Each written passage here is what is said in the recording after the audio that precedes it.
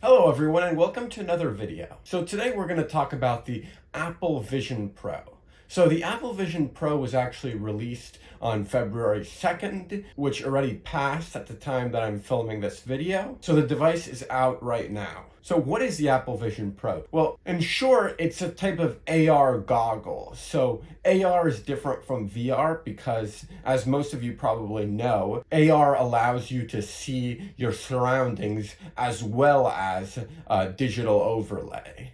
So you can basically combine VR and normal vision in one. AR has been around for a long time, but there has not yet been a mass consumer-oriented product that gives AR to your vision. Because they had AR with stuff like Pokemon Go, but that's just your phone's camera doing AR. So this is different because it's a mass consumer product and it actually gives AR capabilities to your eyes. So even though this product has already been released, I have not yet watched any reviews of it or anything, or any unboxing, anything like that, because I did not want to be influenced in my views about the product before telling you guys what I think about it. So yeah, I think the fact that it's AR instead of VR is going to be a lot more appealing to most people. I honestly just, in short, let's just say I think it was a good idea to come up with this, and that it's going to sell quite well once the price comes down, at least. But I think that AR is a lot more appealing to your average consumer, because the thing about VR is, like, it only really is for gamers, whereas AR, the way that Apple is sort of marketing it, is not just for gamers at all. In fact, it's for everybody. I mean, it's an Apple product, which basically means that it's probably going to sell very well, unless it's a disaster and doesn't, but we'll see about that soon enough. I think right now, if it doesn't sell that well, what would probably be stopping it is just the very, very high price tag. And why does it have such a high price tag? Well, the thing is, it has an insanely high resolution screen over each eye. So basically, there's screens for your eyes. There's two screens on the device for your eyes to simulate, the AR. But basically, those screens are insanely high resolution, like you can't even imagine, because they have to be that close to your eyes without you being able to discern individual pixels. So that's probably a lot of the reason why it's so expensive. Also, just the technology to combine a view of your surroundings with the content that you're looking at. So that's another reason. Okay, I think an interesting question is, what does this actually mean for the future of gaming? What does AR coming on the scene mean? Because AR has kind of been looming there for a while, but obviously we've had virtual reality for a long time in games. It's been quite a while, several years now. And now we have augmented reality coming on the scene. But as I've said, this augmented reality technology is not really geared toward gamers. Apple, we already know, doesn't really do products for gamers. They just don't, and this is no exception. This product is a mass consumer product. It's not intended specifically for gamers, but I still think it's an interesting question, like, what does this mean for the future of gaming? Because it could potentially have an influence. And what I mean is, well, there's a couple things. One thing that could potentially happen is that AR games might start coming out on other augmented reality platforms other than the Apple Vision Pro. For example, there might be some more gaming-oriented augmented reality headsets coming out, because we have obviously gaming-oriented virtual reality headsets. We might see something similar with augmented reality, but I don't think so. And here's why. I think that even though games might be coming to the Apple Vision Pro, in fact, it might already be there, the games that are going to be on the Apple Vision Pro are not going to be really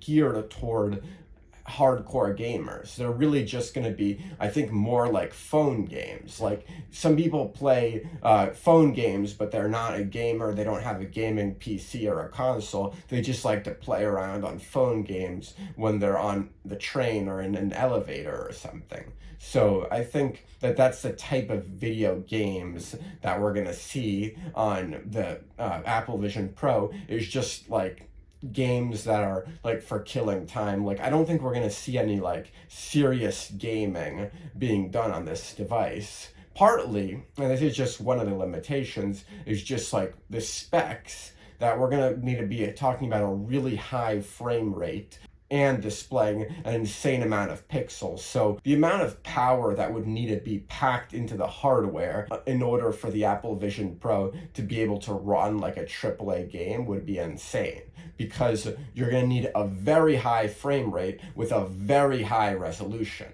which is something that is not going to be easily achievable. And I'm sure that the Apple Vision Pro right now, even if Apple had coded it so that it could theoretically run AAA games, there is no way that the hardware would be able to handle it. So also, gaming aside, what does this mean for the future of technology? And what I mean by that is this thing going to take over, and are we going to start seeing the Apple Vision Pro everywhere?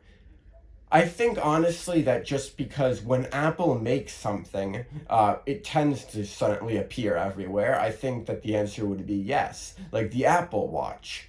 Nobody knew they needed an Apple Watch until everybody started wearing one because Apple released it. So, I mean, if Apple releases a tech product, Apple has this sort of hold on the market where they are they're the trendy brand. They make sleek electronics that people like to buy. So I think that since they released this Apple Vision Pro, we are going to see it appear in a lot more places, and I think it might actually sort of take over the tech industry. I'm just thinking like maybe in the future, once these things upgrade a lot, and once the AR goggles really get slimmed down and a lot of other changes happen, it could be possible that we're walking around in the future and everybody's just wearing one of these. It sounds a little bit like the Matrix. Or for example, if any of you have been to college classes, you might know, at least now these days, how it is that all students are always using a computer during class. They have their laptop open in front of them.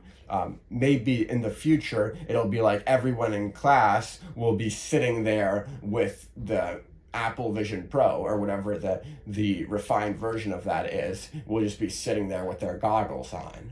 I mean, I could totally see it happening. I think there's no stopping this product. It could really, I think, have really big consequences with everybody starting to wear one of them. So there are definitely some big problems with it that stand out at first with the Apple Vision Pro, but that's because this is an early version of it, but still there's some problems that especially I think need to be fixed with it. So firstly, the price. It cost $3,500 US, which is an insane amount of money. I mean, just like that's like 10 times the price of an Apple Watch. And I already went over a little bit. Yes, it's cutting edge technology and it has extremely high resolution screens in front of the eyes. So there are some reasons why it's so expensive, but that doesn't change the fact that it's a $3,500 device that most people cannot afford at this point, and they really need to bring down the cost in future models. Also, the battery life issue. I know you can like hook up a battery pack and keep it in your pocket while you're wearing the goggles. Just seems like a lot of bulk, and I think that that's going to be really annoying for people to deal with, and they should really work on improving the battery life in future versions. Also, the design of the device is simply too bulky itself. Like, it doesn't look good. It's like this bulky goggles. It needs to be slimmed down a lot. It needs to be thinner. It doesn't really even have the sleek look that Apple's devices typically have because it's so bulky, it's so thick. It needs to be slimmed down. So we'll see if Apple does that in future generations. Also, one thing that's kind of funny that I want to talk about is like how basically you can still FaceTime.